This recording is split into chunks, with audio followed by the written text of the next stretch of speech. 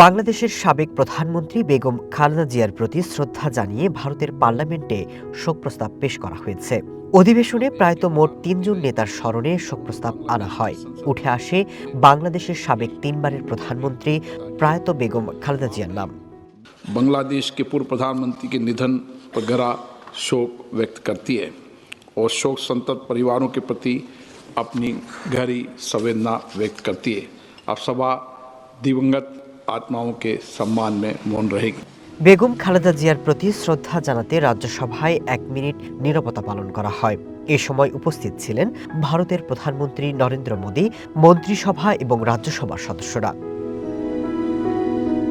শোক প্রস্তাবে বেগম খালেদা জিয়াকে স্মরণ করে বলা হয়, তিনি ছিলেন বাংলাদেশের প্রথম নারী প্রধানমন্ত্রী। ১৯৯১ থেকে ২০০৬ সালের মধ্যে ৩ বারের প্রধানমন্ত্রী হিসেবে দায়িত্ব পালন করেন। পাশাপাশি ১৯৯৬ থেকে ২০০১ সাল পর্যন্ত তিনি বিরোধী দলনেতার ভূমিকাতেও ছিলেন। শোক প্রস্তাবে উল্লেখ করা হয়, বাংলাদেশের উন্নয়ন এবং ভারত বাংলাদেশ দ্বিপাক্ষিক সম্পর্ক জোরদারে তার অবদানের কথা।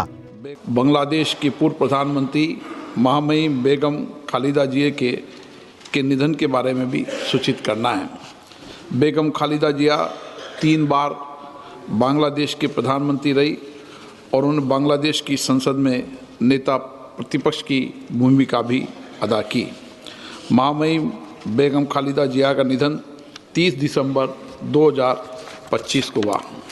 খালেদা জিয়ার মৃত্যুর পর বাংলাদেশের রাজনৈতিক অঙ্গনে গভীর শোকের ছায়া নেমে আসে। আন্তর্জাতিক অঙ্গনের বিভিন্ন নেতা এবং রাষ্ট্রপ্রধান শোকবার্তা পাঠান। তবে এই প্রথম কোনো দেশের পার্লামেন্টে তাকে এভাবে শ্রদ্ধা জানানো হলো।